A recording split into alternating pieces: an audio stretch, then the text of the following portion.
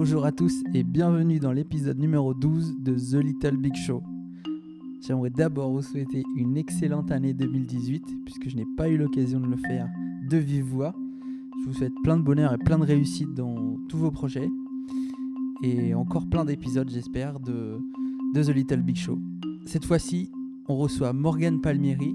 Morgane Palmieri est arrivée à La Réunion en créant le RSI en tant que directrice adjointe du RSI à La Réunion. Elle a fait des études nationales de sécurité sociale et elle a créé ensuite la SARL Réunion Portage que vous connaissez, qui est à la Possession. Donc je vous propose de découvrir le parcours de Morgane Palmieri à travers cet épisode. Je vous souhaite une très bonne écoute et je vous dis à bientôt.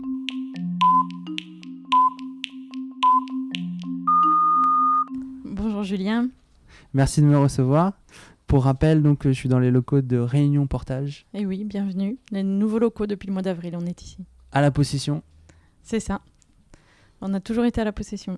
Alors, juste pour que les auditeurs sachent bien qui est et ce qu'est Réunion Portage, la question c'est quoi la présentation commerciale de Réunion Portage ? Le pitch. Le pitch, fameux c'est quoi le pitch deck ? Alors, Réunion Portage, c'est la première agence de portage salarial de l'île. Et le portage salarial, c'est un statut juridique légal alternatif à la création d'entreprise qui permet aux personnes physiques d'exercer une activité indépendante vis-à-vis de leurs clients, qui trouvent en toute autonomie, mais sans créer leur propre entreprise. Et ils viennent s'affilier chez Réunion Portage et ils vont devenir salariés de Réunion Portage au prorata des missions qu'ils auront obtenues. Donc c'est à la fois un statut juridique, mais qui est couplé avec des services de gestion, avec des services de formation. Donc on accompagne nos consultants, nos prestataires ou nos formateurs qui sont portés. Et c'est un statut qui existe depuis longtemps, mais qui est vraiment rentré dans le Code du travail depuis 2008 et qui n'existait pas à La Réunion quand j'ai créé en 2012. C'est qui a créé ce statut-là ? En fait, c'est ce qui est intéressant. Ça remonte à quand ? En fait, ça date, ça a été créé surtout dans les pays anglo-saxons en premier. Ouais. Et puis, ça s'est créé sur le tas depuis les années 80 en France. Mais il n'y avait pas de réglementation, pas d'encadrement. Donc, c'est vraiment quelque chose, comme on dit maintenant, de bottom-up. C'est-à-dire que c'est une solution trouvée par les acteurs de terrain pour contourner les difficultés qu'on connaît sur la gestion d'entreprise quand on est consultant. Et au départ, c'était plutôt mal vu, c'était plus ou moins légal, c'était plus un montage juridique plus ou moins solide. Et puis petit à petit, ça a rencontré son succès, le service était pertinent, donc ça s'est développé. Et donc au fur et à mesure, le législateur a encadré cette activité pour apporter de la sécurité à ceux qui font appel à ce statut. Mais en fait, le législateur, c'est pas aucun énarque et aucun polytechnicien n'a réfléchi à ce truc-là, et c'est peut-être pour ça que ça marche. D'accord. Et pourquoi c'était mal vu au début ? Parce qu'en fait, le salariat est très protégé, et donc... ne pas créer son entreprise, enfin c'était vraiment donc en fait l'entreprise de portage salarial se rémunère en prenant une commission sur le chiffre d'affaires des personnes qu'elle porte, et sur le reste, une fois que sa commission déduite, verse un salaire. Mais donc quelqu'un qui est salarié et son patron se rémunère sur l'activité, enfin c'est une logique en fait, enfin c'est une logique qui n'était pas très comprise et donc mal vue. D'accord. Mais alors qu'en fait, c'est tout à fait bénéfique pour le système, puisque une URSSAF, au lieu de courir après 25 ou 60 indépendants qu'on a chez Réunion Portage pour que chacun paye ses cotisations, ils reçoivent tous les mois, rubis sur ongle, leur chèque de cotisation patronale réglé directement par Réunion Portage. Donc en fait, c'est beaucoup plus intéressant, même pour les acteurs du système. D'accord. Et donc, tu as été nominée dans l'émission The Little Big Show par une de tes portées. Une portée, oui, une salariée portée. C'est absolument. Martine Cadet. Martine Cadet, oui, c'est un de nos profils. Tu veux nous expliquer comment tu connais Martine ? Oui, par une association que je suis ravie de citer au passage, qui s'appelle Entreprendre au féminin Océan Indien Réunion. Et Foire. Okay. Et en fait, on s'était rencontrés à l'époque où elle était à son compte, au sein de et que moi je venais de créer Réunion Portage. Ensuite, elle est repartie, comme on l'entend dans le podcast, elle est repartie sur le salariat. Et entre-temps, on s'était rencontrés, elle s'était dit, tiens, c'était pas mal finalement cette solution-là. Et donc, quand elle a requitté le salariat et qu'elle a voulu se relancer sur une activité indépendante, elle m'a appelée. Et voilà. Et donc, c'était de tes premières portées ? Oui, elle commence à être pas mal ancienne. Oui, ça faisait peut-être déjà 1 ou 2 ans que j'exerçais, mais C'est une de nos plus anciennes maintenant, mais c'est vrai. D'accord. Bon, ben là, on a posé un peu le cadre. Ouais. Et maintenant, on va essayer de prendre la machine à remonter le temps et de revenir en arrière dans ton parcours. Peut-être même au tout début, à comprendre, à savoir d'où tu viens, en fait. Mhm. Donc, tu viens d'où, Morgane? Je viens de Bretagne, même si je suis née à Toulon. Je viens d'une famille de militaires. D'accord. Donc mon père était marin, mon grand-père était dans l'infanterie de marine, ma grand-mère était ambulancière aussi dans l'armée. Donc je viens d'une famille de militaires où, à part ma grand-mère paternelle qui était elle-même militaire, les autres femmes n'ont pas beaucoup travaillé. D'accord. Du coup, étant fille de marin, je suis née à Toulon parce que mon père était à Toulon au moment où je suis née. Et puis 6 mois après, j'étais en Bretagne. Et donc, j'ai grandi en Bretagne. On peut quand même dire que je viens de Bretagne, puisque d'abord, mes grands-parents maternels sont bretons, 100%. Et puis, moi, j'ai passé la plus grande partie de mon enfance en Bretagne. D'accord. Et donc, ton environnement familial, c'était un environnement que tu qualifierais comment? Peut-être original par rapport à la majeure partie des gens, mais tous les enfants de militaires autour de moi trouveront que c'est pas du tout original. Donc c'était un environnement porté par ma mère. Et voilà, j'ai un frère et une sœur qui sont plus jeunes que moi. Donc j'ai été pendant 7 ans fille unique. Et puis ensuite j'ai eu une petite sœur et ensuite un petit frère. Et donc un environnement marqué par l'indépendance des femmes, même si je viens de dire qu'elles ne travaillaient pas beaucoup, mais en fait en Bretagne en général et chez les militaires en particulier, c'est quand même la femme qui tient la famille, le ménage, le foyer. Donc des femmes indépendantes qui savent tout faire toutes seules, y compris pour ma mère par exemple, déménager à 8 mois et demi de grossesse sans le mari.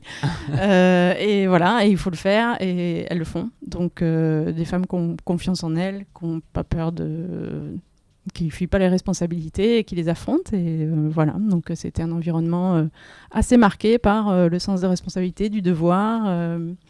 Et après, c'était un environnement heureux. C'était une fête à chaque fois que mon père rentrait de ses absences. Et puis, une famille très, très unie. Voilà. D'accord.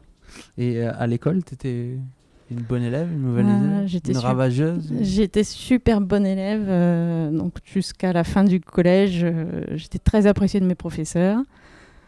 Parce que j'adorais apprendre, donc dès qu'il y avait une question, je répondais toujours. Voilà. Alors, j'étais pas très populaire auprès des élèves, du coup, parce que j'étais un peu la Fayotte de service, mais pourtant, c'était vraiment pas mon état d'esprit, mais j'étais passionnée par toutes les matières, donc voilà, je répondais aux questions.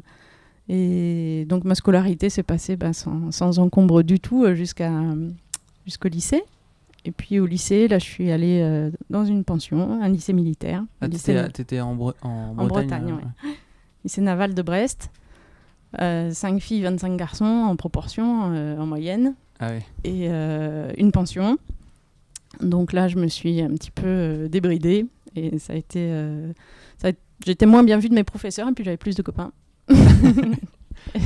La sociabilisation un peu. Oui, mais c'était très, très intéressant comme expérience. Vraiment, d'abord, j'ai des amis très chers qui sont toujours aujourd'hui mes amis. C'est mes plus vieux amis, datent de cette époque-là. Et c'est un moment charnière, c'est l'adolescence. Hein. Je suis rentrée dans ce lycée, j'avais 14 ans, j'en suis ressortie à 17. Le fait d'être en pension et à cette époque charnière entre 14 et 17 ans où on affirme quand même, on construit pas mal sa personnalité. Et le fait de ne pas être avec ses parents, parce que moi j'étais assez docile quand même et plutôt sage. Et là du coup je me suis retrouvée sans le regard des parents pour me surveiller. Avec du coup une intimité avec mes copines de chambre. Et donc ça a été vraiment une expérience extra pour s'affirmer, en fait, pour découvrir qui on est vraiment quand on ne fait pas les choses parce que les parents nous ont dit de les faire. D'accord. Et alors, voilà. qu'est-ce qui a changé du coup? Et puis, mon rapport à la discipline, parce que en plus c'était un lycée militaire et il y avait des moments de discipline que moi j'acceptais complètement parce que j'aime bien travailler dans des règles qui sont des règles du jeu qui permettent à chacun de s'épanouir. Mais évidemment, dans un lycée militaire où il y a beaucoup de jeunes qui cherchent tout de suite à éviter les règles, la discipline peut devenir très bête. Donc ça m'a fait réaliser que parfois je peux moi-même m'écarter des règles quand je trouve qu'elles sont idiotes, alors que j'avais jamais été confrontée à une discipline bête et méchante. Chez mes parents, ça se passait pas comme ça. Il y avait toujours un sens derrière. Donc, voilà. Donc ça m'a permis de m'encanailler un petit peu sur le rapport à la règle et puis créer des amitiés profondes, rencontrer les gens vraiment et voilà. Et c'était choisi le lycée militaire ? Oui, c'était une demande de ma part. Et parce que du coup, tu avais en tête de faire une carrière militaire ? Non, c'était en fait, ma mère avait eu une expérience de pension dans sa jeunesse et elle en parlait toujours avec des grands souvenirs d'amitié, de bêtises qu'elle avait pu faire, etc. Donc, et j'étais tentée par cette expérience de ne plus être chez mes parents. Voilà, j'avais envie de... Mais c'était pas par rapport du tout à l'armée, ça n'avait rien à voir. Mais comme c'était un milieu dans lequel j'évoluais, ça me faisait pas peur non plus. Et il y avait déjà des passions particulières à l'époque qui t'animaient ? Quelque chose que je pratiquais à l'époque et que je pratique encore aujourd'hui ici, c'est l'équitation.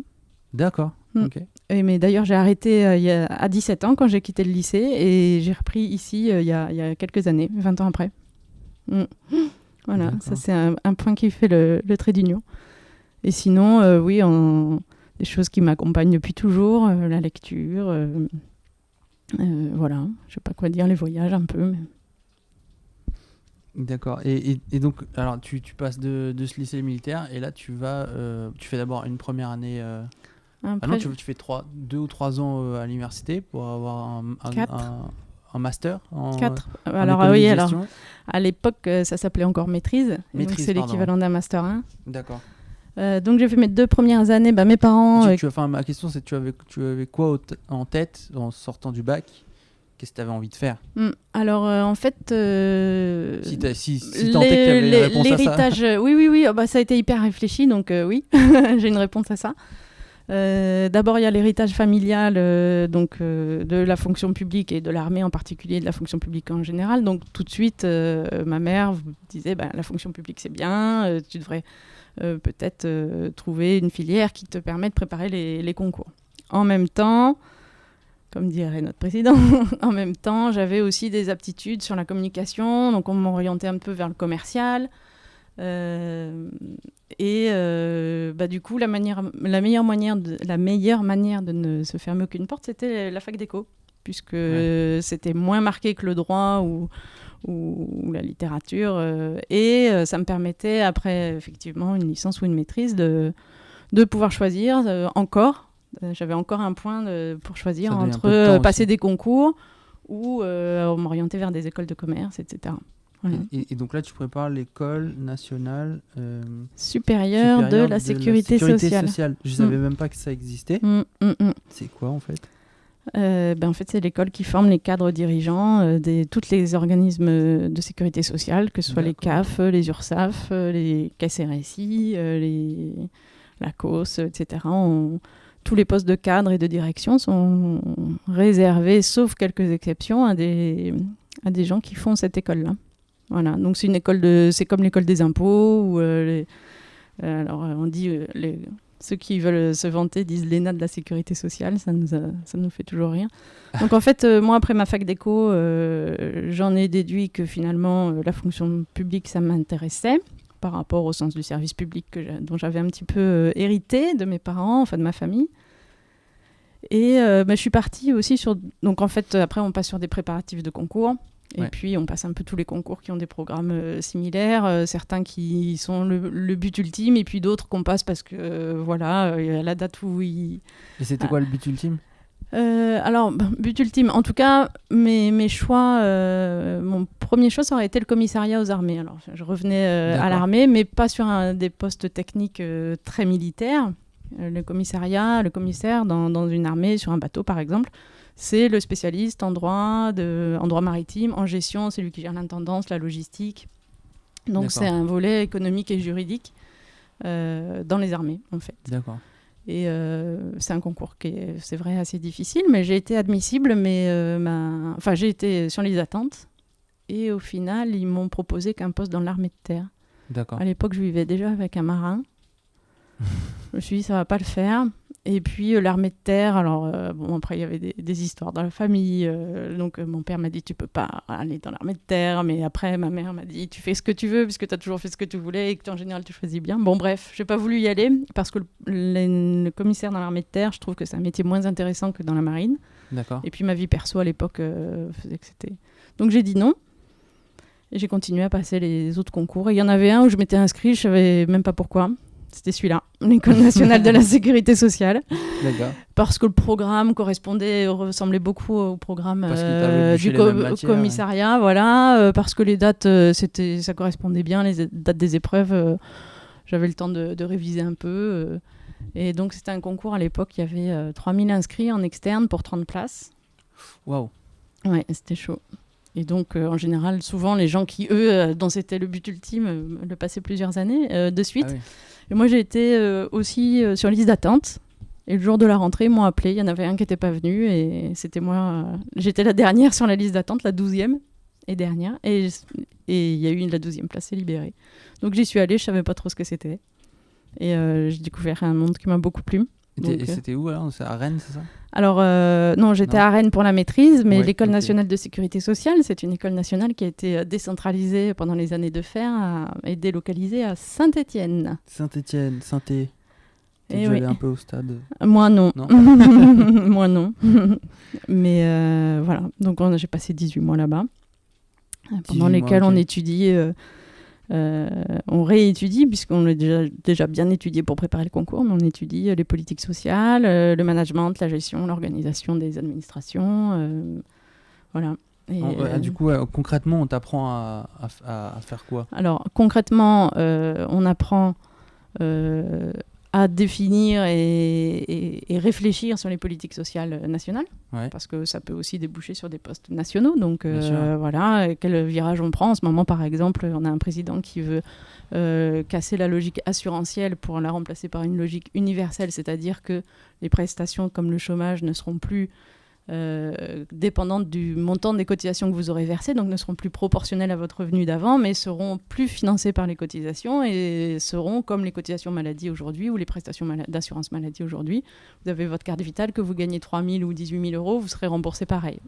Là, par exemple, c'est une différence entre une logique assurantielle et une logique universelle et de solidarité d'une prestation. Donc voilà, on réfléchissait sur ces questions-là pour être à même ensuite d'occuper des fonctions nationales sur ces questions-là.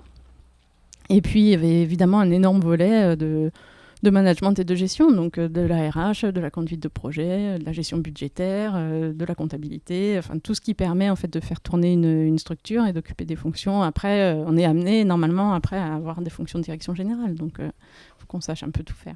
Bah, du coup, c'est ce que j'ai l'impression que vous êtes arrivé très vite du coup sur une fonction de management, parce que votre premier poste, c'est chez Organic Provence. Donc c'est pas une société de comment dire, de trucs bio, de nutrition bio. oui, à l'époque en plus c'était pas du tout à la mode le mot organique, donc ça n'évoquait rien, mais maintenant ça ferait bizarre. Oui. Et donc tu entres à un poste de responsable adjointe quand même. Oui, alors c'est le principe de cette école. Département recouvrement. C'est le principe de cette école, c'est qu'on sort sur des fonctions de cadre, forcément. Ah, d'accord, ok. Parce qu'on a été sélectionnés, donc triés sur le volet pour ça, et formés pendant 18 mois avec pas mal de stages. Donc on sort toujours tous sur des fonctions de cadre. Après, ça peut être des fonctions de cadre techniques, sans management. Bon, moi, c'était pas mon cas, parce que mon stage s'était bien passé. Donc, j'ai pas été mise tout de suite en responsabilité hiérarchique complète. J'étais d'abord responsable adjointe, mais il y avait tout de suite du management. Et ça consistait en quoi, du coup Alors, le recouvrement, du coup, c'était pas forcément le... Alors, donc, la caisse organique, c'était la caisse de retraite des commerçants, à l'époque. D'accord. Et donc, nous, on s'occupait... la caisse s'occupait de calculer et recouvrer, encaisser les cotisations des commerçants. Donc, Organic Provence, c'était basé à Marseille. D'accord. Et donc, il y a deux métiers, calculer et encaisser des cotisations. Et l'autre métier, c'est de calculer les retraites et de verser les retraites. On avait les deux aspects du métier de la retraite. Donc, moi, j'étais sur le premier. calculer les cotisations et recouvrer les recouvrer. Donc à Marseille, évidemment, le recouvrement, c'était un sujet. Contrairement à d'autres régions qui avaient spontanément des taux de recouvrement très élevés, nous, c'était pas du tout le cas. Ouais. Et donc, il fallait encadrer toutes les équipes. On était organisés et on déployait des équipes pour aller de la gentille relance amiable, mon bon monsieur, vous avez sans doute oublié de régler vos cotisations, jusqu'à, on avait aussi monté une équipe de juristes qui allait beaucoup plus loin et qui avait des idées beaucoup plus tordues pour arriver à un recouvrement forcé des cotisations pour les récalcitrants. D'accord. Donc j'avais notamment des équipes assez rigolotes à manager parce que un ancien avocat, un ancien huissier qui ont été libéraux et qui voient débouler une petite nana de 26 ans. Bonjour, c'est moi votre responsable, vous allez me rendre des stats. Alors, comment ça s'est passé, justement ? Ça s'est passé plus ou moins bien. Après, l'avantage, c'est qu'on en ressort quand même de cette école avec un petit niveau, donc on n'en part pas non plus.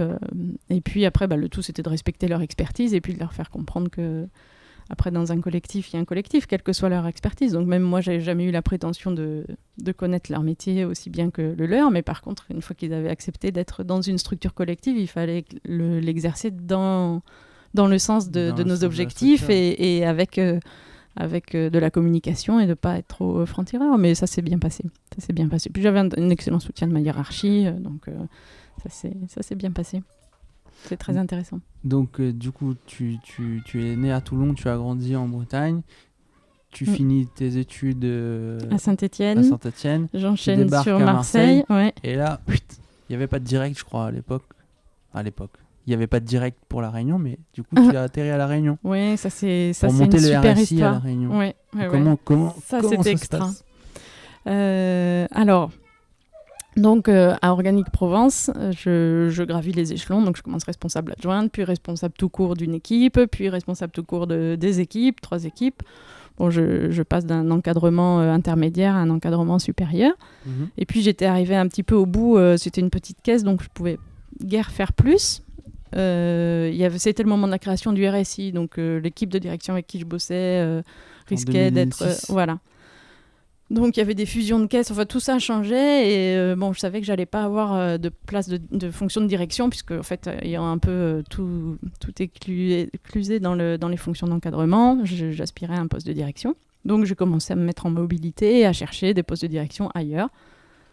Alors Marseille, c'est une grande ville, c'est au bord de la mer, il y a des circuits de rando incroyables, on profite de la mer tout le temps, on a la nature et le ciel en pleine ville, aux portes de la ville. Donc ça, j'avais adoré. Donc je voulais pas perdre ça. Donc j'ai postulé à Montpellier, à Bordeaux, à Nantes, j'ai fait tout l'arc atlantique. Et peu plus au sud encore. Et puis, j'ai des copains qui ont eux-mêmes des copains qui vivent à La Réunion, qui sont venus en vacances. Et moi, je suis allée passer un week-end chez eux. Ils m'ont montré leurs photos de vacances. Et je me suis dit, cette île, c'est incroyable, ces paysages. Alors que j'ai déjà un oncle, mon oncle et mon père d'ailleurs aussi, qui avaient fait des escales à La Réunion en tant que marin. Donc, je connaissais un petit peu... qu'il y avait une île par là, mais j'avais jamais vu d'images en fait. Alors là, j'ai été scotchée par les paysages. Et quand je suis rentrée de ce week-end... Donc c'était un week-end de Pâques, donc on a repris le mardi, je m'en souviens très bien. Et le mardi matin, mon directeur m'avait transféré une offre d'emploi et une vacance de poste sur une fonction de direction ici à La Réunion. Un signe. Et donc je lui dis, mais oui, mais c'est réservé. Enfin voilà, il y avait des critères de candidature que je remplissais pas. Il m'a dit, mais vous avez le profil, cherchez pas, faut y aller. Donc, je fais une lettre, j'écris. Et puis, le directeur qui recrutait, qui était ici, qui était à Moufia, m'a appelé en disant que mon profil l'intéressait. Et on a convenu... Alors moi, j'étais toujours en train de postuler. Alors, j'avais notamment un entretien à Montpellier. Et lui, il venait en métropole parce qu'il avait sa fille à Aix-en-Provence. Et donc, il me dit, on peut se voir. Moi, je vais être là. Donc, Aix, Marseille... je suis là tel jour. Et je lui dis, oui, mais moi, ce jour-là, je pars à Montpellier. Donc, on a fait un entretien à Marignane, l'aéroport de Marseille. C'est-à-dire que lui, il atterrissait, il allait vers Aix. Et moi, j'étais en voiture, je partais vers Montpellier. Et on s'est retrouvés. On a fait, à la table du café à l'intérieur de Marignane, de l'aéroport, un entretien. Quand il a validé les compétences que j'avais affichées sur le profil, il m'a posé quelques questions et puis il me dit mais à La Réunion, qu'est-ce que vous savez de La Réunion est-ce que vous vous rendez compte de ce qui va vous attendre là-bas Alors j'étais honnête, je lui ai dit non. Par contre, il y a un truc que je sais faire depuis que j'ai 12 ans, c'est le rougail saucisse. Parce que mes grands-parents ont vécu à Madagascar et ils avaient des amis qui venaient de Sillaos et qui leur ont cuisiné du rougail saucisse. Donc ma grand-mère cuisinait le rougail saucisse, n'ayant jamais mis les pieds à La Réunion. Mais c'est fou ça. donc ma grand-mère cuisinait le rougail saucisse et ma grand-mère cuisinait extrêmement bien. Elle cuisine plus maintenant, mais c'était toujours délicieux et j'ai passé énormément de mes vacances chez ces grands-parents-là. Donc un jour, quand j'ai eu l'âge de commencer à aimer cuisiner, j'ai appris le rougail saucisse. Et donc j'étais devenue la pro du rougail saucisse dans la famille. Donc quand on voulait manger un rougail saucisse, c'était moi qui m'y collais. D'accord. Donc voilà, ça a été le petit moment de l'entretien qui a fait peut-être basculer. C'est la cerise sur le gâteau. Voilà. Donc il m'a dit si vous savez faire le rougail saucisse, on n'a plus rien à vous apprendre. Venez, vous allez vous plaire. C'était qui ce monsieur ? Il s'appelle Alain Damour. Il est à la retraite maintenant. C'était le directeur du RSI, enfin de la CMR au moment où elle est devenue RSI. Et voilà. D'accord. Donc tu débarques à La Réunion, c'était quand ? Le 8 août 2006. 8 août. Alors, c'est quoi ton... Enfin, j'ai atterri même le 9 août. Et c'est quoi 2006. ton impression les 100 premiers jours ? Alors en fait, j'étais déjà venue juste quelques jours avant, en juillet, pour le conseil d'administration d'installation du RSI. Donc... le directeur avait dit ça serait bien que vous soyez là, donc j'avais fait l'aller-retour. Et ça avait été un moment magique parce que donc, mes fameux grands-parents, et dont mon grand-père, dont j'étais très très proche, m'avaient toujours parlé de Sillaos tel que lui avait été raconté par leurs amis réunionnais à Madagascar. Et quand je suis arrivée pour ce week-end, il est venu me chercher à l'aéroport, il m'a dit bon, vous vous reposez, puis demain, on part au conseil d'administration, mais on l'a délocalisé, on va le faire à Sillaos. Et on a fait ce conseil d'administration au Vieux-Cep. Ah ouais. Et donc moi c'était un moment d'émotion très forte parce que je voyais cet endroit dont mes grands-parents avaient toujours entendu parler, dont ils m'avaient toujours parlé et qu'ils n'ont toujours pas vu en fait, parce qu'ils sont jamais venus. Mais donc voilà, et j'ai été marquée parce que ce conseil d'administration, c'est un conseil d'administration comme dans n'importe quelle structure à La Réunion, c'est-à-dire qu'autour de la table vous avez des Arabes, des Chinois, des créoles, il y a toute la diversité réunionnaise est représentée avec vraiment des faciès très marqués et puis quand ils parlent, tout le monde parle avec l'accent créole, voire en créole. Ouais. Et alors donc moi j'étais complètement estomaquée de ça, je me suis dit mais c'est incroyable, il y a le monde entier puis autour de la table et en même temps tout le monde parle une langue commune et un accent commun, c'est incroyable ce qui se passe ici. Et puis, comme premier contact avec La Réunion, Sillaos, on a vu pire. Hein, donc, j'ai été conquise de suite. Et voilà, j'ai adoré l'île. Tout. J'ai adoré la culture, la cuisine, les paysages, la qualité de vie. J'ai tout aimé. De suite. Et t'as atterri dans quel coin quand t'es arrivé? C'était à Saint-Denis, hein, le Fia, c'était à Saint-Denis. Ah oui, alors la RSI était là-bas. Ok. Et donc tu passes 3 ans à monter la structure. Oui, en fait, il fallait faire venir les gens de métropole pour le volet retraite, puisqu'ici avant il y avait que la maladie, l'assurance maladie des indépendants qui était gérée directement sur place. D'accord. Et donc, ça a été la caisse. Quand je suis arrivée, j'étais la 27e salariée. Quand je suis repartie, il y en avait 59. Donc, c'était des conduites de projet. Il fallait changer le système d'information. Enfin, voilà, c'était un gros boulot. D'accord. C'était très chouette. Et puis ensuite, c'est le directeur de la caisse de Nice qui trouvait que... Faisait du bon travail. Ouais. Je ne sais pas trop où il s'était renseigné, mais en tout cas, à plusieurs reprises, quand je l'avais rencontré sur des réunions de directeurs à Paris, il m'avait laissé entendre que ça lui plairait de m'avoir dans son équipe. J'ai été flattée, bien sûr, parce que je trouvais que je faisais mon boulot normalement. Mais par contre, Nice, ça ne m'intéressait pas du tout. Donc, à chaque fois, je lui envoyais des râteaux. Finalement, finalement, il a trouvé des arguments. À un moment, en plus, il me proposait des postes qui ne m'intéressaient pas, qui étaient trop monotâches. Moi, j'aime bien la diversité, la polyvalence. J'aime bien que les choses aient des liens, des interactions.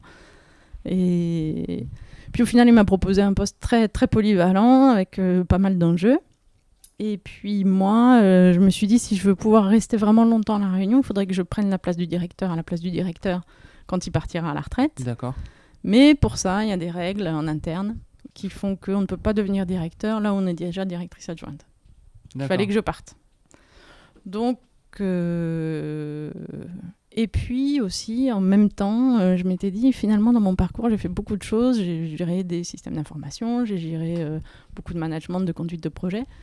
Mais il me manque un petit volet RH côté droit du travail, etc. Donc, j'ai obtenu un CIF pour pouvoir compléter mon parcours et j'ai repris mes études en ressources humaines. Et en 2012, tu fais un Master 2 en Alors, en management 2012, voilà. En 2012, je l'ai passé. Mais en réalité, j'ai passé les derniers examens en 2012, mais en fait, les cours se sont étalés de fin 2009 à 2011. Et j'ai passé après la soutenance du mémoire en 2012. D'accord. Et c'était en Bretagne. C'était en Université de Bretagne Sud. Voilà, à Vannes. À 10 minutes à pied, même pas de chez mes grands-parents, ce qui m'a permis de manger chez mes grands-parents. Mais c'était en alternance 1 semaine par mois. Manger du rougail saucisse. Du coup. Alors j'ai refait du rougail saucisse, oui, mais là c'était moi qui le faisais maintenant. Et donc ça m'arrangeait pas mal finalement de rentrer en métropole et j'avais prévenu que c'était pour une durée limitée, que mon souhait après c'était de revenir à La Réunion. D'accord. Mais qu'en mode projet, comme de toute façon j'avais des études à suivre en Bretagne plutôt que de faire les allers-retours depuis La Réunion, finalement de les faire de Nice, c'était un peu plus court. Et puis, ça me permettait de faire d'une pierre deux coups, de faire plusieurs bandes. Et finalement, à la fin, ça ne s'est pas passé comme prévu, puisque je ne suis pas revenue pour prendre le poste de directeur. Quand mon directeur est parti à la retraite, je suis revenue un peu plus tôt. Et entre-temps, j'avais quitté le RSI. Et pendant mes études, j'ai découvert le portage salarial. D'accord. Et là, je me suis dit, ça c'est un truc intelligent. Ça, c'est vraiment un truc intelligent, puisque moi, je sortais de 10 ans d'expérience où je voyais les indépendants défiler dans mon bureau pour me dire, les cotisations, elles sont trop chères, elles ne servent à rien, je ne comprends pas, et puis je n'ai pas compris comment c'était calculé, et puis je ne peux pas payer, etc. Donc, je connaissais vraiment la difficulté des indépendants à comprendre leur système de protection sociale, à comprendre en quoi il était protecteur et non pas menaçant, et à le vivre, en fait. Et en fait, c'est un système qui est devenu menaçant et oppressant par son opacité, par sa complexité. Et là, je me suis dit, mais ça c'est génial. Et à La Réunion, où il n'y a que des petites entreprises qui n'ont pas les moyens de recruter en interne sur des postes de CDI cadres des compétences d'expertise, que ce soit en commercial, en communication, en RH, etc. Alors qu'un expert bien formé, sur 2 ou 3 entreprises, il doit pouvoir se faire son salaire sur l'année. Ouais. Donc le tissu socio-économique de La Réunion s'y prête. Voilà, donc je me suis dit, c'est sûr, je fais ça. Mais mon idée, c'était plus de venir et puis de trouver une agence de portage salarial et puis de mettre de proposer mes services de conduite de management, de conduite de projet, de management, voilà. Et en fait, ça c'est un autre jour dont je me souviens très bien. J'ai fait portage salarial 974. Rien. Et rien. Et j'ai dit, bon, je sors d'un master RH. Donc si moi je sais pas faire un bulletin de paye, c'est quand même un petit peu inquiétant. Je sors de 10 ans de RSI et donc si moi je comprends pas la différence, enfin je pense que mon parcours me mène à donner les compétences. Si moi je le fais pas, à ce moment-là, qui le fait? Ou alors c'est que je me trompe grandement sur ce que j'ai appris et ce que j'ai mis en œuvre jusqu'à présent. Et voilà et comment est née Réunion Portage. À l'université, tu avais une intuition. Et comment tu as fait pour transformer l'intuition en premier client?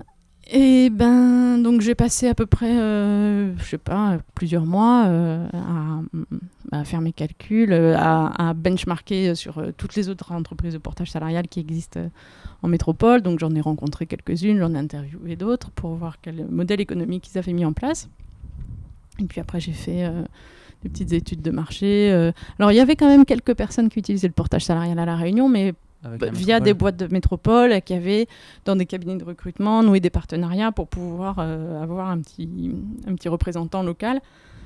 Et puis, je crois qu'il y avait eu des tentatives de création de ce type de boîte, mais qui n'avaient pas abouti. Je pense que peut-être le marché n'était pas encore assez mûr. Et puis, je pense qu'en fait, il fallait vraiment des compétences techniques pointues en paye et en cotisation sociale.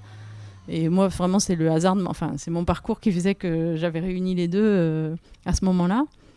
Et donc, voilà, j'ai fait mon petite étude de marché, j'ai fait mes stats avec les fichiers INSEE.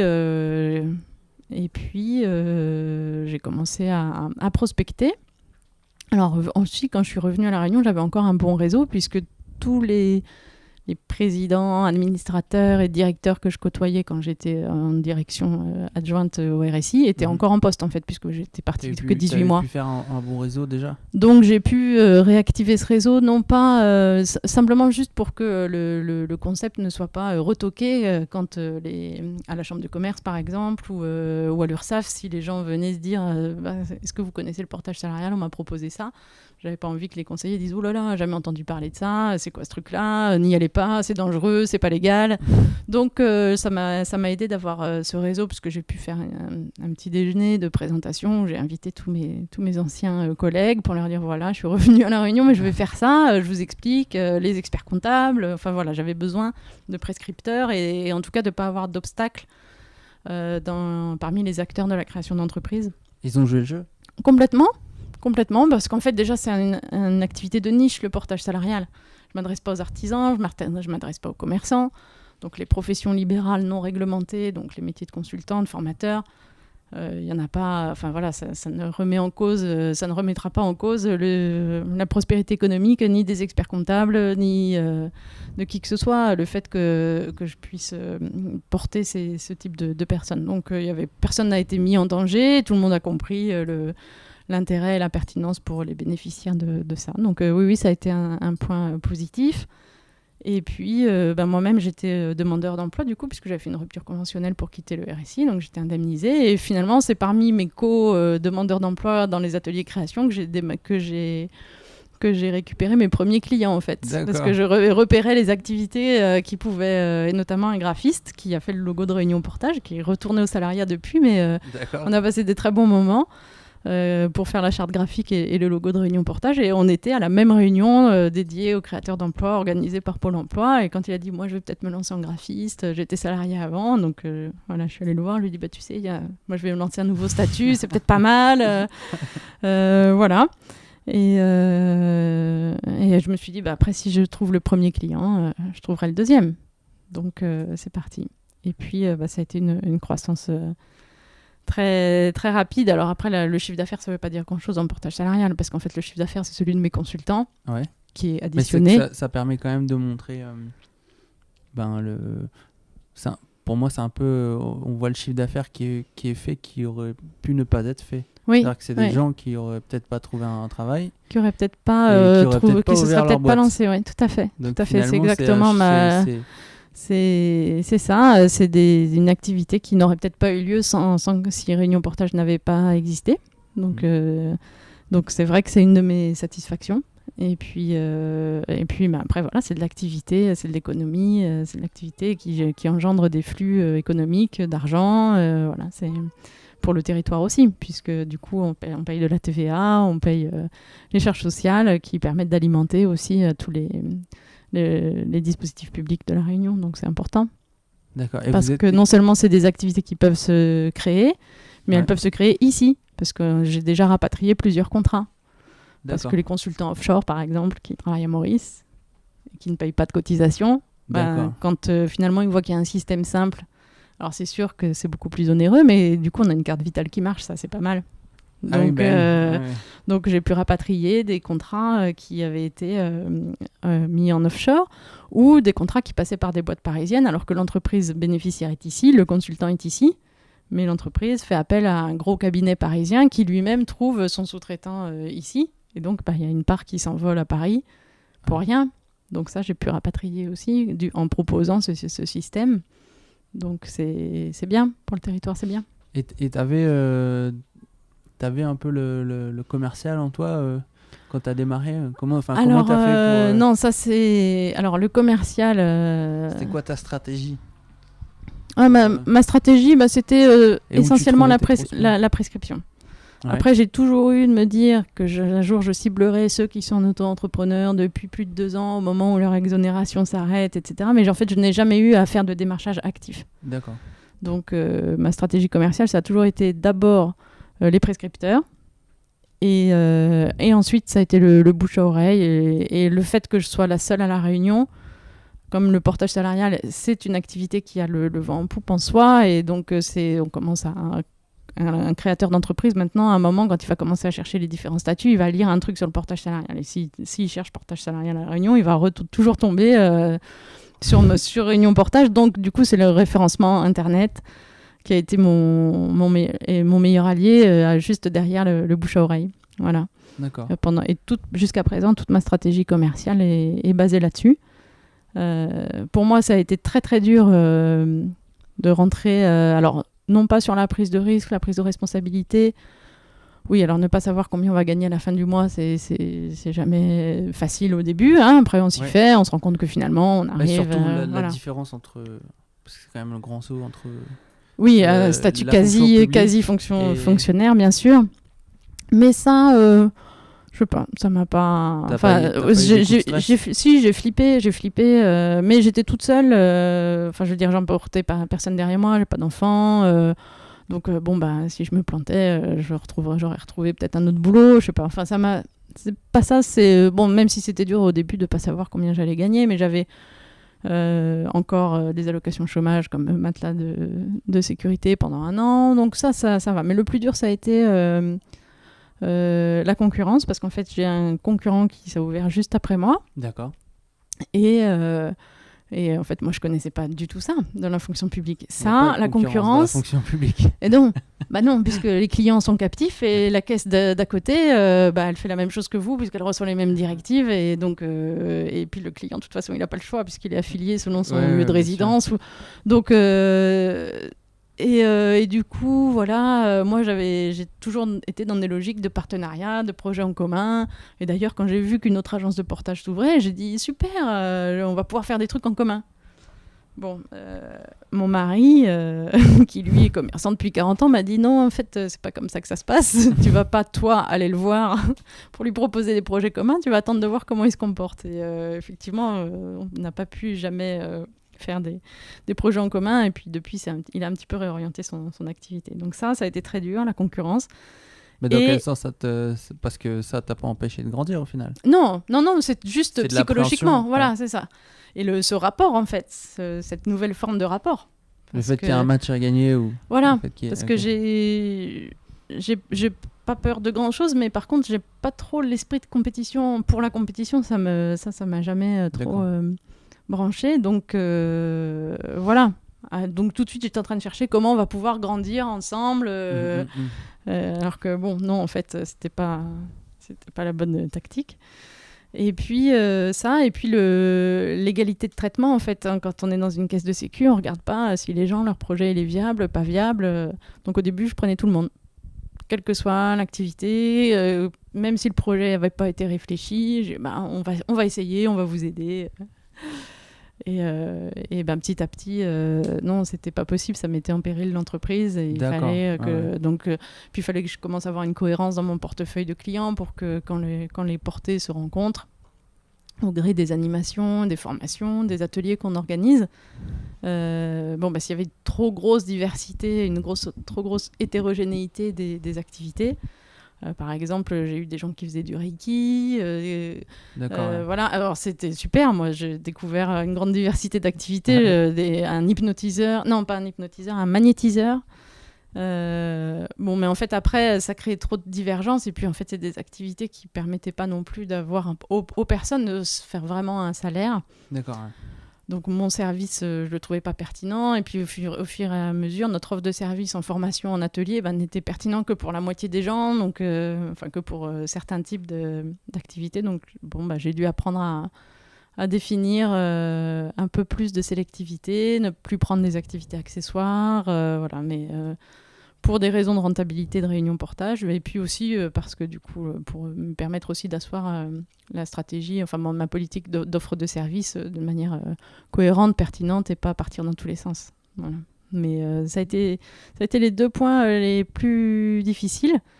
C'était la concurrence et puis devoir sélectionner les clients parce que en fait moi j'aime tout le monde, donc dès que quelqu'un est en face de moi, elle me dit je pourrais sûrement faire quelque chose pour lui, mais oui, mais non, mais pas chez Réunion. Toi oui peut-être, mais Réunion Portage non. Ouais. Donc dissocier la personne morale de la personne physique et puis voilà, avoir une vision d'avenir quand même structurelle sur ce qu'on propose et donc de ne pas partir dans tous les sens. Voilà. Ça a été les deux virages que j'ai trouvé les plus difficiles avec le rapport à la rémunération, puisqu'en fait on n'est plus rémunéré selon une convention collective ou les évaluations d'un supérieur hiérarchique, on est rémunéré par rapport à son succès commercial, comme tous les indépendants que je porte aujourd'hui, et c'est pas évident quand on a été salarié de se dire désormais finalement que je sois bon ou pas bon, c'est si j'arrive à me vendre, et donc si je suis mauvais ou pas en vente, je vais gagner plus ou moins ma vie. Alors qu'en fait, moi, je suis peut-être très pointilleux, très, très compétent, mais je ne sais pas me vendre. Enfin, voilà, c'est un rapport différent à la rémunération. Donc, la rémunération restant quand même une forme de reconnaissance de son activité, de son travail. Voilà, le rapport est différent et c'est pas évident. Et c'est un des points que je trouve encore pour les porter aujourd'hui. Moi, ça y est, j'ai franchi le cap, mais je vois que ça reste un point difficile pour tous ceux qui sont des salariés en reconversion, en fait. D'accord. Ce rapport à la rémunération et à comment est valorisé leur travail par leurs clients. C'est difficile des fois d'arriver à donner un prix à son temps aussi. C'est ça. Parce que quand on est salarié, on a signé un contrat de travail, donc on parle une fois d'argent le jour où on signe. Éventuellement, selon les structures, on en parle une fois par an quand on a des évaluations annuelles et qu'on peut négocier son salaire tous les ans, mais c'est déjà très rare. Et puis c'est tout. Après, le reste du temps, on fait son job et on le fait bien, et alors que là, on parle d'argent tous les jours quand on est indépendant. Parce qu'à chaque client, il faut parler d'argent pour voir quelle est la valeur qu'il veut bien attribuer au service qu'on lui propose. Donc c'est vraiment un rapport différent et qui est pas évident à franchir pour la plupart des gens. C'est ce que je constate. Et donc Réunion Portage, pour les 5-10 prochaines années, c'est quoi la route, la ligne est droite, il n'y a plus de virage? Si, alors là, c'est Réunion Virage. Alors en tout cas, on va continuer sur notre lancée. Là, l'année dernière, on a fait beaucoup de changements. J'ai investi dans un système d'information qu'on a fait à façon pour gérer le portage salarial. D'accord. On a été soutenu financièrement par BPI France d'ailleurs pour ce projet. Le personnel a changé aussi, donc maintenant j'ai 2 collaboratrices qualifiées. On est 2 salariés, en plus de moi. Qui sont donc désormais en CDI toutes les 2, qui sont des personnes qualifiées, une dans la gestion et le droit commercial, les contrats de prestation, et l'autre dans les ressources humaines. Donc vous êtes 3 aujourd'hui? Oui, 3 staffs, oui. Et... bravo. Oui, c'est bien parce que c'est des emplois qualifiés. Donc, 3 plus une soixantaine de portées, ça? Oui, c'est ça, entre 50 et 60, ça varie un petit peu. Et donc, on a eu nos nouveaux locaux. Donc, maintenant, on a une salle de formation aménagée, une salle de réunion qui peut être utilisée à disposition pour eux. Et puis, dans les 5-10 prochaines années, alors, moi, l'objectif, c'est pas de de grossir en nombre de portées. Alors, je me rends pas vraiment compte. Je pense que je suis loin d'être à saturation du marché. Donc, je pense que je pourrais avoir plus de portées. Mais si vraiment on commençait à avoir une pression sur la demande. Désolé, on est parti, on revient. Je sais plus qu'est-ce qu'on disait. On était sur Réunion Portage, Réunion Virage dans les 5-10 prochaines années. Donc, ce que je disais, c'est que comme moi, j'ai pas vocation à ce qu'on ait 200 portées avec 10 salariés, parce qu'une des valeurs que je veux, qui fait partie de l'ADN de Réunion Portage, c'est la personnalisation. C'est-à-dire qu'aujourd'hui, quand j'ai un porté qui appelle, qui tombe sur l'une, l'autre ou l'autre d'entre nous, on sait qui c'est, et on n'a peut-être pas tous ses contrats par cœur en tête, mais on connaît plus ou moins ses clients, etc. Et ça, c'est vraiment un lien, parce que justement, je ne suis pas là pour refaire un récit où il faut remplir des formulaires et des cases et être dans des process, même si j'essaye d'automatiser la plupart des choses pour pouvoir avoir du temps sur ce qui mérite du temps humain et automatiser tout ce qui peut l'être, mais Donc ça veut dire que si j'avais une pression sur la demande et que je continuais à avoir beaucoup de demandes d'affiliation, je pense que un de mes souhaits, ce que j'aimerais faire, c'est de pouvoir monter un système de franchise s'il y avait suffisamment de place sur le marché. Ça, déjà, Oui, en portage salarial, il y a des franchises, il y a RH Solutions, enfin Métropole, il y en a beaucoup. Donc ça, c'est une piste d'évolution. S'il y a de quoi encore porter encore plein de gens, je ne vais pas forcément tout centraliser sur Réunion Portage à la Possession. Et puis si je trouve des personnes aptes, qualifiées, qui ont envie, et puis pourquoi pas, ce sera peut-être mes salariés qui prendront de l'ampleur et qui iront monter Réunion Portage Sud. J'ai tous mes portés du Sud qui me le réclament, mais ils ne sont pas assez nombreux pour l'instant pour qu'on crée une structure. Pareil sur la formation, puisqu'on est organisme de formation professionnelle continue déclarée, donc on porte des formateurs, c'est à peu près 15% de notre chiffre d'affaires, ça nécessite une gestion vraiment spécifique, et donc si sur ce domaine-là, avec la réforme de l'année dernière qui prend son ampleur, et puis celle qui est dans les tuyaux, dans les cerveaux en tout cas de notre président actuel, si ça se développe aussi, pourquoi pas créer une filiale, une succursale, une agence dédiée à la formation. Donc ça, c'est si l'activité se développe. Je pense que je diffuserai volontiers les méthodes et les process qu'on a mis en place chez Réunion Portage sous forme de franchise ou quelque chose comme ça. Donc ça, c'est quelque chose qui me plairait. Et après, aujourd'hui, je suis amenée à travailler en partenariat un partenariat informel, mais en relais souvent avec la couveuse, c'est-à-dire que les gens qui viennent se renseigner pour se lancer dans une activité en portage salarial, et quand je constate que leur projet n'est pas encore bien réfléchi, qu'ils n'ont pas vraiment fait une étude de marché, ni de prévisionnel, ni vraiment pris la mesure du marché, de la demande potentielle. Ils ont une idée. En fait. Ils ont une idée et puis ils se demandent si ça marche. Et en fait, de démarrer en portage salarial, c'est un statut qui apporte beaucoup de protection, beaucoup de sécurité juridique, de sécurité sociale, mais du coup, tout ça, ça a un coût. Ouais. Et quand on démarre, il faut faire du chiffre tout de suite. Il faut plutôt faire du chiffre. Et puis au départ, le chiffre, il sert à financer le flyer de la fois d'après, etc. Alors nous, ça doit d'abord passer par le bulletin de salaire. Donc on n'est pas forcément adapté pour le lancement. Et puis nous, le portage salarial est clairement... c'est dans les textes, c'est écrit dans les textes, réservé aux personnes qui sont déjà autonomes dans leur métier, mais aussi dans leurs relations commerciales. Donc les gens qui font comme moi, j'ai fait... leur évolution personnelle en disant avant je faisais pas de commercial, j'avais pas de concurrents, j'avais pas de clients et je parlais jamais d'argent, et puis tout ça il va falloir que je l'apprenne, que je développe des nouvelles compétences. Donc nous chez Réunion Portage, on a un programme de formation pour ça, mais qui va accompagner nos portés pour se perfectionner, pour se raffermir sur ces sujets-là. Mais on peut pas tout faire, on n'a pas les moyens ni le temps d'accompagner des gens qui partent de trop loin en fait par rapport à ça. Et donc, la solution qu'on a trouvée, en fait, c'est souvent que je les envoie, je les oriente vers la couveuse ou vers la coopérative d'activité pour qu'ils fassent une phase de test. Et puis, comme ce sont, en tout cas pour la couveuse, c'est un statut qui est limité dans le temps, si le test est concluant, qu'ils ont envie, ils peuvent toujours... C'est quoi exactement la couveuse ? La couveuse, c'est une couveuse d'entreprise, et donc c'est une structure associative qui permet, comme le portage salarial, d'exercer... Oui, d'accord. Il y en a partout, mais celle de La Réunion s'appelle Réussite. D'accord, ok. Et ça leur permet d'utiliser le SIRET de la couveuse pour pouvoir faire des devis, des factures, trouver leurs clients. Mais après, il y a des différences dans le statut, dans l'accompagnement, c'est pas la même chose. Donc, pour l'instant, je leur propose ça. Mais c'est vrai qu'ayant moi-même fait ce parcours, c'est un sujet qui me tient à cœur. Et donc, j'aimerais, dans les 5-10 prochaines années, faire... l'école du consultant ou quelque chose comme ça, qui permet vraiment d'avoir... Il y a déjà des organismes de formation qui ont des formations sur ce thème-là. Certaines m'ont l'air très bien, mais j'aimerais, moi, avoir vraiment un parcours d'accompagnement qui permette à la fois de créer sa structure et tout en étant formé, et puis sur vraiment l'ensemble des domaines techniques, sur les compétences techniques, mais aussi sur le développement personnel et cette révolution qu'il faut faire sur soi. Et donc avec des coachs, etc. Donc j'aimerais bien créer une petite rampe de lancement qui serait pré-portage, et comme ça les gens qui s'en sortent et qui pourraient venir en portage ou pas, voilà. Mais ça serait différent de la couveuse, parce que la couveuse a vocation à apprendre aux gens à faire des devis, pour qu'ils puissent après choisir un statut et savoir faire des devis, tenir une compta. Donc ça serait un peu plus...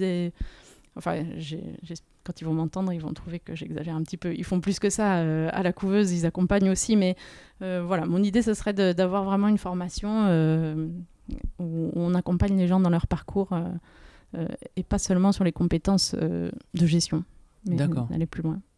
Et une question encore sur du coup, pas sur Réunion Portage, mais sur le travail de manière générale. Tu as l'air plutôt informé. C'est quoi pour toi l'avenir du travail en 2050 ? Est-ce qu'on sera toujours à des CDI, des CDD ? Est-ce qu'on ne sera pas tous en auto-entreprise ? C'est la grande question. En tout cas, en ce moment, c'est le mouvement qu'on constate. C'est d'avoir de plus en plus de parcours hyper variés, avec justement des parcours qui sont plus du tout uniques dans le statut. Voilà. Donc, on peut penser que plus on aura de flexibilité et de souplesse, plus le développement sera possible, et puis que les nouvelles générations, c'est ce qu'on dit en tout cas, moi, mes collaboratrices, elles sont quelques générations derrière moi. Je crois pas, je sais pas si elles sont du X ou du Y, elles sont pas encore du Z en tout cas, mais c'est vrai qu'elles font passer, les gens de cette génération-là n'ont pas la même vision de la fidélité à une entreprise, ni comme une valeur et encore moins comme une source de progression, et plus envie de s'épanouir personnellement par le travail, mais pas que, et puis sans se sentir attaché, parce que les entreprises non plus n'offrent pas ça. Donc si les employeurs s'emparaient du sujet de l'employabilité, du développement personnel en termes de compétences, j'entends, de leurs salariés, peut-être qu'on pourrait avoir un retour de balancier, mais c'est vrai que le monde va tellement vite que les structures forcément sont trop rigides, les grosses entreprises, etc. Ça va être trop rigide. Et puis, en tout cas en France, si l'évolution du système de sécurité sociale telle qu'elle est souhaitée par Macron va vers moins de cotisations et plus de financement par l'impôt et une égalisation des régimes de sécurité sociale, de protection sociale, qu'on soit indépendant, salarié. Alors, je pense que pour les générations comme nous qui sommes déjà dedans, on va y perdre en niveau de protection. Ça, c'est sûr qu'on aura moins de retraite, on aura un niveau de protection qui sera plus faible, pour un coût qui sera au moins équivalent. Donc je pense qu'on va y perdre en performance du système. Mais par contre, pour les générations plus futures, si effectivement qu'on soit indépendant, auto-entrepreneur, quel que soit le statut, on a toujours les mêmes prestations, on sait ce qu'on va toucher à la retraite, même si c'est moins, je pense que ça sera de nature à fluidifier le système. Et du coup, le salariat n'aura peut-être plus d'intérêt en tant que tel par rapport à la sécurité. Maintenant, c'est comme je le disais tout à l'heure, être salarié, c'est contribuer à un projet collectif, adhérer à un projet collectif et puis apporter, comme dit la légende Quechua, faire sa part de colibri. D'accord. Et tout le monde n'a pas forcément envie, ni peut-être les moyens, mais en tout cas peut-être pas forcément envie, va pas forcément s'épanouir en créant sa propre vision de son métier. Voilà, tous les informaticiens n'ont pas envie d'être informaticiens indépendants. Il y en a qui sont très contents, certainement.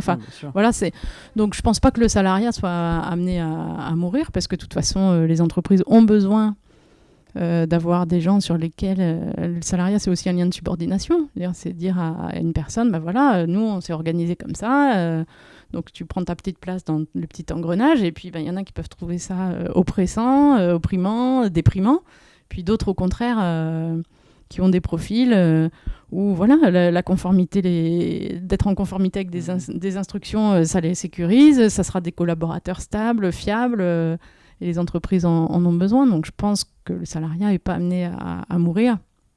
Maintenant, le rapport au salariat, oui, certainement, parce que le CDI, le sacro-saint CDI, je pense que maintenant, le CDI, il ne protège plus personne. Parce que, d'abord, s'il suffit qu'on soit mal évalué par un chef caractériel, et puis le CDI, il n'a pas plus de sécurité qu'un CDD ou que n'importe quoi d'autre, parce que dans des structures, vous pouvez être soumis à des jeux d'influence, vous êtes soumis à l'évaluation de vos hiérarchiques, donc en fait, un CDI, ça s'arrête aussi. Donc, voilà. Donc si on peut avoir un système qui effectivement sécurise les gens et puis qui permette que chacun, ceux qui ont envie d'être salariés toute leur vie dans la même boîte parce qu'ils croient à cette boîte-là, et qui sont en fusion ou en adhésion au moins, tant mieux. Et puis que ceux qui ont besoin de tracer leur propre chemin librement, qui puissent aussi le faire. Ça serait, voilà, j'espère que la fluidité sera là et la fameuse flexi-sécurité. Donc je pense que en tout cas, ça va se fluidifier beaucoup.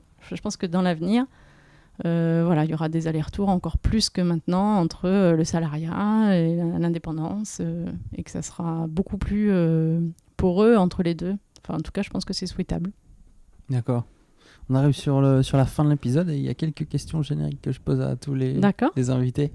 La première, c'est si tu avais c'est l'habitude magique. Si tu as une habitude que tu aimerais nous partager qui fait que ton quotidien est meilleur. D'accord. Une habitude magique qui me permet de rendre mon quotidien meilleur. Ça peut être comment tu traites tes mails, oui. comment tu te réveilles. D'accord. En tout cas, ce qui est sûr, c'est que je m'accorde du temps le matin. Ouais. Alors que ce soit pour ne rien faire ou pour, au contraire, nettoyer la maison de fond en comble et lancer 3 machines. Mais en tout cas, le matin, je me lève tôt. Pas très tôt non plus, mais en tout cas, j'ai du temps entre le moment où je me lève et le moment où je quitte chez moi. Et parfois, c'est pour regarder les plantes pousser. Et parfois, je fais 3 milliards de trucs dans cet espace. Mais en tout cas, j'ai aucune pression. J'ai le téléphone est coupé. Voilà. Donc ça, c'est... Tu te lèves tôt pour faire des trucs. Ou pas. En tout cas, pour avoir mon temps. Pour avoir mon temps. Voilà. Ça, c'est important. Et puis, j'ai revu il n'y a pas longtemps une conférence TEDx alors faut pas que je me trompe de prénom, de Florence Servan-Schreiber et non pas Fabienne ou l'inverse, sur la gratitude, le pouvoir de la gratitude et le fait de savoir s'émerveiller et apprécier les petits et les grands moments de chaque journée. Et ça, c'est quelque chose que ma mère m'avait déjà appris. Et c'est vrai que c'est quelque chose que je pratique. Et donc que ce soit croquer dans une mangue mûre le midi ou recevoir, signer un énorme contrat, enfin, peu importe que ce soit, mais ce que c'est, et faire attention à ce qui à bien se rendre compte. Voilà, à bien se rendre compte, à être présent dans son quotidien, et que ce soit un coucher de soleil de folie. Ici, on a des couchers de soleil magnifiques, et c'est à peu près l'heure où je quitte le bureau, donc souvent je les vois de ma voiture. Et voilà, donc savoir vivre et profiter des petits comme des grands moments. Voilà. D'accord. Si tu avais du coup une grande pancarte qui était visible de tous les Réunionnais, tous les gens qui habitent sur cette île, tu marquerais quoi dessus ? Alors là, j'en sais rien. Moi, je me sens pas une vocation messianique comme ça pour donner. Voilà. Donc là, non, j'ai pas d'idée. Je sèche. C'est pas grave. Et ce que j'aimerais savoir, c'est qui t'aimerais nominer dans l'émission ? Alors, c'est une question difficile parce que dans le portefeuille que j'ai chez Réunion Portage, j'ai beaucoup de profils vraiment étonnants par leur parcours. Un de ceux qui est là depuis pas très longtemps, enfin quand même ça commence à faire un petit peu, mais qui est vraiment que j'aimerais partager s'il l'accepte, mais il n'est pas du tout au courant. Il s'appelle Cyril Fournier. D'accord. Il a un très haut niveau d'études, mais il a fait quand même un tour du monde. J'ai revu son CV il n'y a pas très longtemps dans son dossier. Voilà, mais c'est quelqu'un qui, je pense, est très utile à La Réunion et qui est en toute modestie. Voilà, c'est un profil très, très sympa et je pense qu'il a une histoire sûrement intéressante à raconter. Mais j'en aurais plein d'autres, c'est difficile de choisir. Mais puisqu'il faut en nommer un, voilà, je le choisis lui. Mais on verra s'il accepte. D'accord. Morgane, merci beaucoup. Je te souhaite de passer une bonne soirée et je te dis à bientôt. Je te remercie. Toi aussi, bonne continuation et beaucoup de podcasts pour continuer à rencontrer les gens de La Réunion par la voix. Merci. À bientôt. Au revoir. Vous êtes encore là. Ça veut peut-être dire que vous avez aimé cet épisode. Si vous souhaitez continuer à écouter les épisodes de The Little Big Show, vous avez plusieurs solutions. D'abord, vous pouvez vous abonner à la chaîne YouTube. Vous pouvez m'envoyer votre email, me rajouter sur LinkedIn ou tout simplement liker la page Facebook. Voilà, envoyez-moi vos commentaires, partagez, et n'hésitez pas à m'envoyer les personnes que vous souhaiteriez écouter dans The Little Big Show. Je vous dis à bientôt.